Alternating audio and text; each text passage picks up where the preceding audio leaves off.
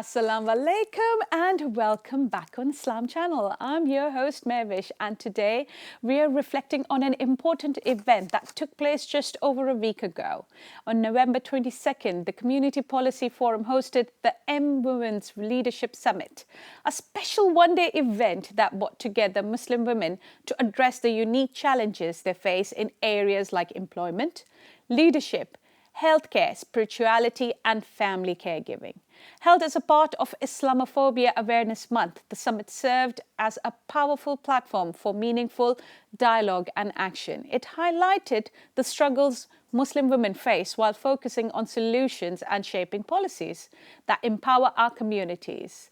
In today's show, we'll explore the key takeaways from the summit and discuss how we can all contribute to creating a positive change and expanding opportunities for Muslim women across the UK.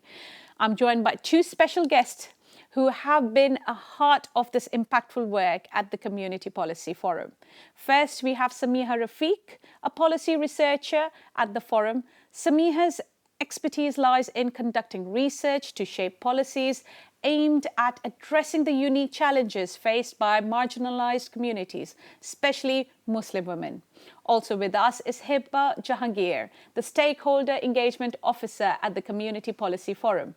Hibba plays a vital role in building relationships with key stakeholders and driving collaborations to create positive change in our communities. Both Samiha and Hibba were instrumental in organising the MWomen's Leadership Summit, and today they're here to share their insights and experiences from the event. Welcome Samiha and Hibba. Thank you so much. On the show, on our couch. It's so exciting having you both over here. Thank you so much. Oh, so just tell me a little bit about yourself before we plunge into the summit. How did you get together? What made you or inspired you to start this M for Women's Summit? Yes. To be honest with you, I think as women ourselves, we know what other women go through. And a part of my work as a researcher, I feel like I've seen so many statistics about Muslim women this, Muslim women that. And to be honest, alhamdulillah, it's just about coming together and giving Muslim women this space to share their lived experiences, to share what matters to them. And something that we took away from that is women shared successes, but they also shared hurts. Yeah. And it was something that really moved me. And I think towards the end, I was like, my heart is so full because I've heard so many people's stories. And alhamdulillah, I think we have the platform, we have the expertise, and we have the avenues to take that forward, to take it beyond just this forum, to beyond just a conference in a nice hotel. We want to do more with it. So that's really the intention behind it. And how did you two get together? I mean, who found who? I'm interested in that.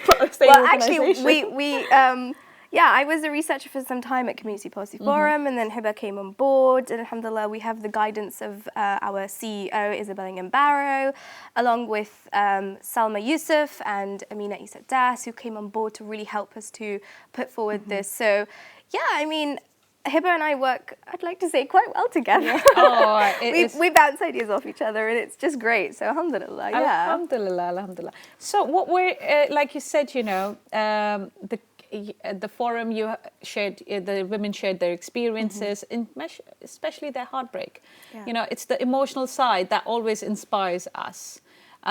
Anything that just pushed you, like, I need to do a bit more. Hibba, you want to answer that? I mean, I can talk a bit more about the reasons as to why we thought it was really important to organise the summit. I think, as we all know, as Muslim women, we really do have unique life experiences, especially in the UK, and that's because of so many factors, right? For example, our own identity, our religion, our ethnicity, as well as our life situations. That could be our housing, immigration or employment status, and other things like wider personal circumstances. But these factors, when you combine them all together, for Muslim women, it can be really challenging to access public services and really fully participate in public life as a whole. And there's so much evidence to also show this. So if we take a look at employment, I think there was a study in 2016 by the Women and Equalities Committee, and they found that Muslim women in the workplace will face triple discrimination. So not only just being women, but also because of their religious identity, because of their ethnic background. And then we also see that in the workplace as well, and also in leadership roles. So I think when we put this all together and we see all these statistics, it's quite clear that without targeted action, without inclusive policies, these challenges that we see Muslim women face will continue to challenge them, will continue to prevent them from growing, from contributing to society as a whole. And for us, this summit was really, really important to provide a platform for Muslim women to come together, to speak about their experiences, and for us to better understand how to contribute to providing policies that will help mitigate these challenges as a whole. So I guess that's like sort of the main reason as to why we really wanted to push for the summit and the MWomen project in general. Yeah, it's amazing because what you said, and sometimes it also affects lifestyle changes. As some women who are Muslims are not usually hijab prone to wear hijab and things like that, but suddenly they want to change. It happened to me, and I was looked as an outcast when it came to work and experience. Are you sure? Are you really sure? I was already a Muslim. And just by having a headscarf on me, there were questions asked about, am I really sure of what I want to do with my life? I'm a grown-up woman, I've got children of my own, I can make that decision. So, it's that reflecting on those changes, making that the workplace a bit more educated when it comes to dealing with different ethnicities, or that people and their behaviors can change, which is normal human lifestyle. I mean, we as human beings, we go through a change. When we're teenagers, we're different. When we're adults, we're different. So coming back to your event now, what was the most surprising or the unexpected outcome of the summit to you both? That's a good question. It's a very good question. I've thought about this because it was a long day for us all, and as organisers, we want it to be successful. And when at the end of the day, when I was driving back home, I thought to myself, what really surprised me is how honest women were. They were in a room full of strangers. Some came with friends, some came as themselves, on their own, and they were so honest. They felt so comfortable. And I think I was so proud of us as an organisation for, alhamdulillah, providing women with that platform. And I didn't expect so many stories that were shared to be shared. And, and we will put those forward as anonymous, input in our research. And I feel like that's what's going to set this apart, the honesty of women, how they reflected on how far they've come. So, yeah, and I think as a woman myself, I thought, oh my goodness, you guys are so brave, Yeah. So, Samiha, now coming back, you were talking about that, your part of research and everything. In your opinion, what is the biggest barrier a Muslim woman face when it comes to leadership roles? I mean, you must have heard the stories, and you're going to post it anonymously in your research and document it. But what was the biggest thing, the barrier that, you think a Muslim woman would face when it comes to leadership roles? I think, sorry. Yeah, go ahead. Yeah, no. I think it's questioning our agency, our ability. It's I think women shared that, you have children. Are you going to be able to do this evening event? Are you able to, are you going to be able to lead it? Yeah. Should we get someone else to do it for you? You might have to go home and, cook dinner for your family. So it's questioning our agency. They don't assume that they might have made precautions, or maybe their husband cooks for them. It's stereotypical, right? Stereotypical. Maybe they've got somebody at home who just get the boxes, cooked meals coming out of home and things like that. And the biggest question is would you be able to travel, I think? Yeah. Would you be able to go on business trips? Yeah. I'm you got a family. I'm it's the same if it's other way around. It's for the women to decide how she's going to work on it or not. Exactly. And if she's not capable, she wouldn't put herself in front. Exactly, and that is what they don't trust us to do, that we wouldn't jeopardize our jobs, we didn't jeopardize the responsibilities we have in our careers. For the sake of our children, and vice versa. We wouldn't jeopardize our responsibilities as a mother or whatever in order to do our job. And we have the ability to take care of that. We know how to do it. And I think that's what's really difficult. We have to convince it's surprisingly, if you talk about a woman can multitask. Yeah, absolutely. Alhamdulillah. And alhamdulillah, I'm saying it generally, saying generally, regardless of you being a Muslim woman or being of any faith and religion. I've seen women they are the cornerstone of every household. Right. I mean, with the right support and they can do wonders. And it still comes to the time like we are in 21st century. We call like we are advancing with technology, AI is there, but we're still questioning these things when it comes to, especially when you see a hijabi, would you be comfortable traveling? Because we're going to go see other people, there'll be a lot of males. Let the woman decide for herself. You don't need to question her integrity or how she handles herself professionally in a work environment. So that's interesting, because Honestly. those are the questions that women don't want to talk about themselves as well. And it just then leaves a big gap. We don't want to address it. We just put it at the, on the side. I wouldn't get it because they might think, it's okay, I don't want to address it. And you're right, you need to address your agency. You need to question them. What is it that you think that I'm not capable of? Exactly, yeah. Professionally speaking, of my qualifications, you need to say. So yes, if you are in that situation, you need to ask this question. You can't blame it to yourself that maybe you're not good enough. Don't absolutely. have that question in your head before progressing. Now, Hiba, coming to you now, my next question is straight at you.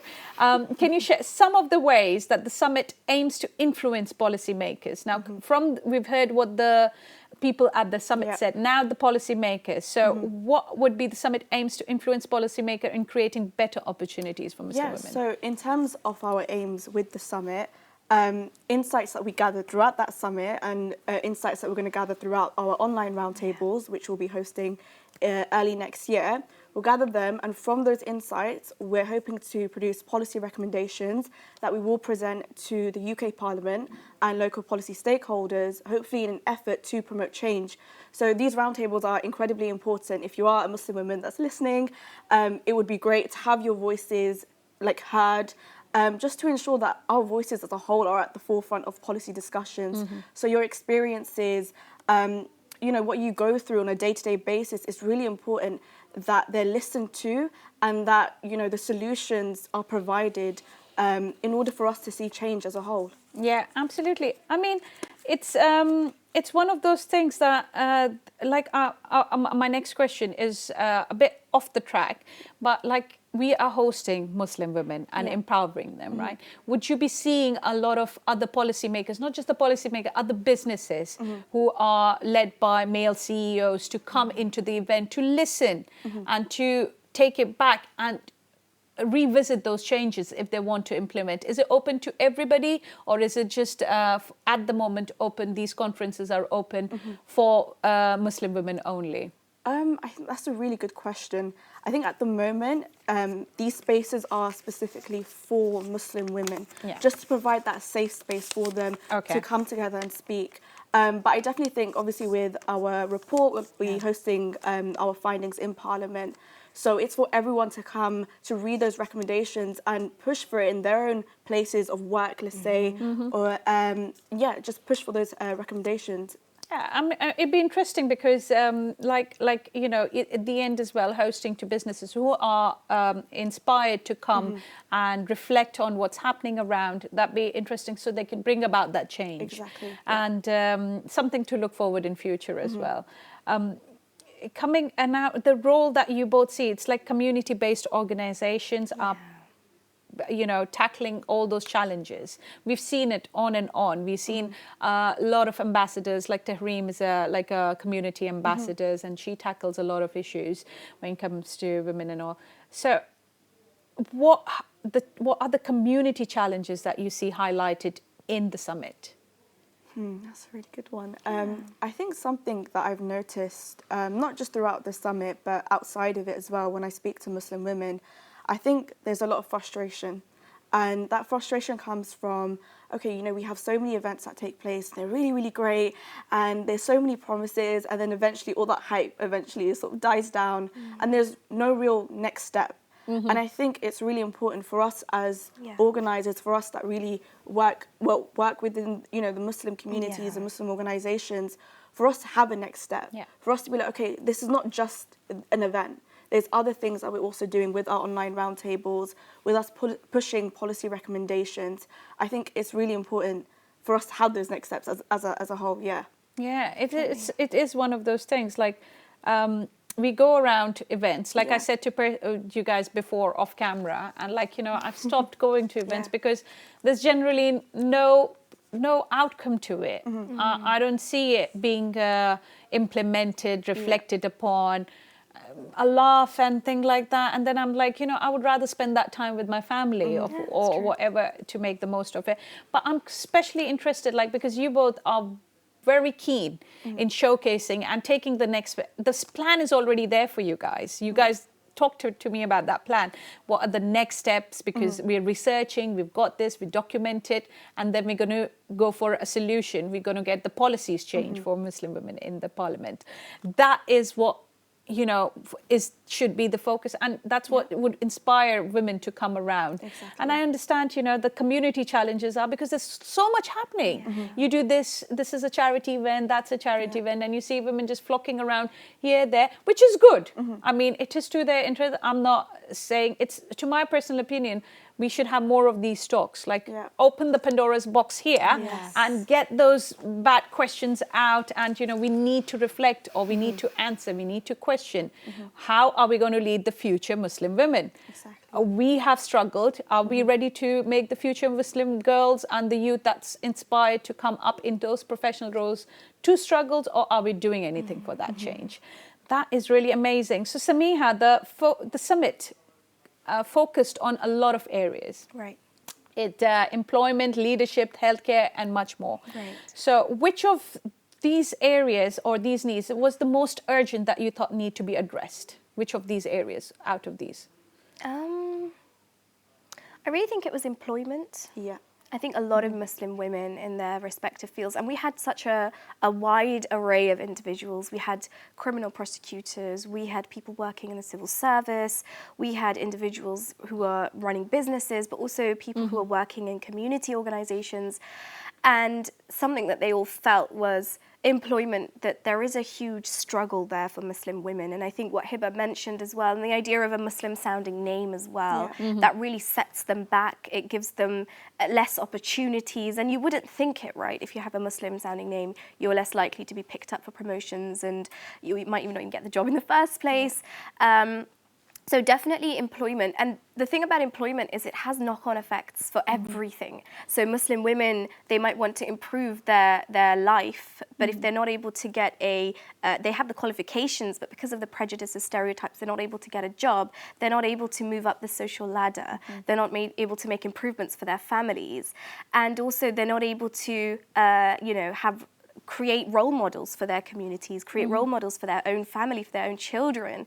And I think that's a really interesting thing, that the reason employment is so key is that Muslim women need role models as well in order to come up. And if there aren't already role models in place, they don't have people that can help them climb that ladder. So we're talking about senior leadership teams. Yes. And those teams are really lacking in representation. There's very little inclusivity, and you have Muslim women. But we also had a lot of voices where they were being rebellious in the best way. They were they were taking things and not just asking for it. They were like, that's mine, I am going to take it, I'm going to do something about it.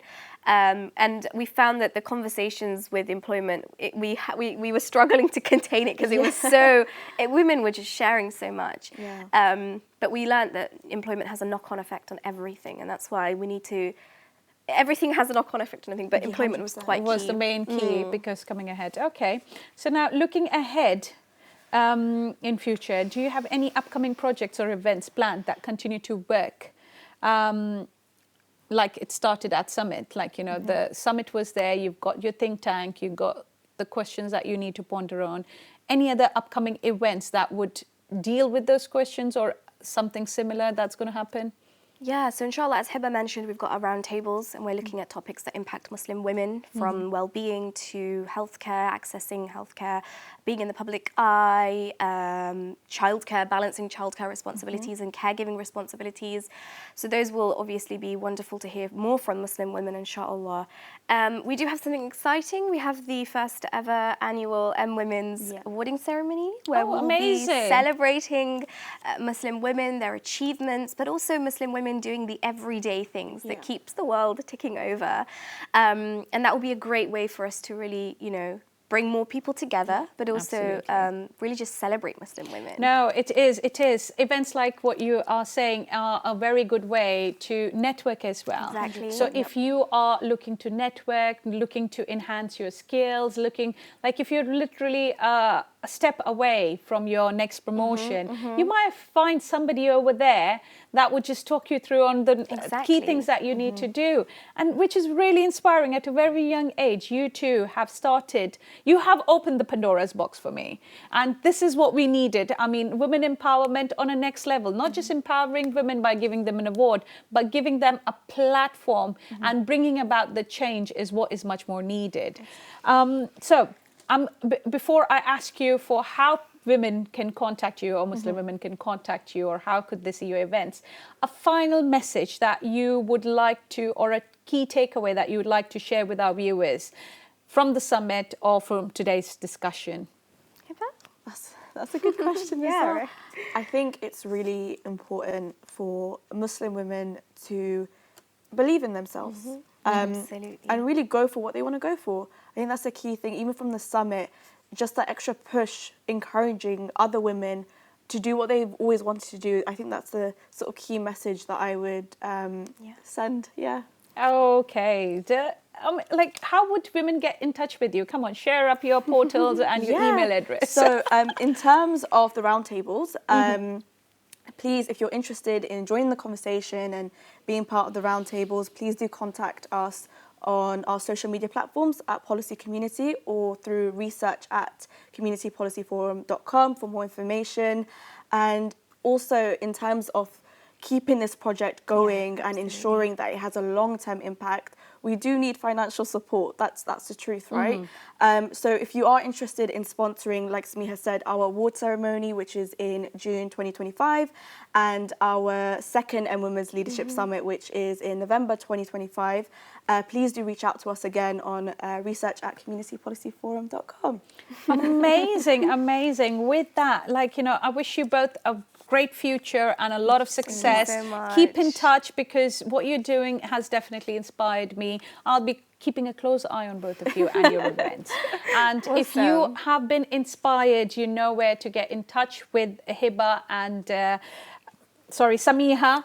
Hiba, I could remember because my daughter's name is Hiba, so it's an unforgettable name. So I cannot forget that name.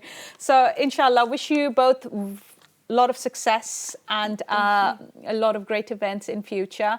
Keep growing, keep others growing. I mean, it's so inspired. We can talk. We need another segment. If you think we need another segment with Hiba and Samiha here, do email us at sb@salamchannel.tv and we can see if we can arrange something in the future where they can, you know, share with us key points and how do we go about with those key questions in depth. It's nice knowing you guys. Thank you for joining us on the couch. Thank you so much. And now we are going to go for another commercial break, but don't go anywhere. We will be seeing you shortly after this.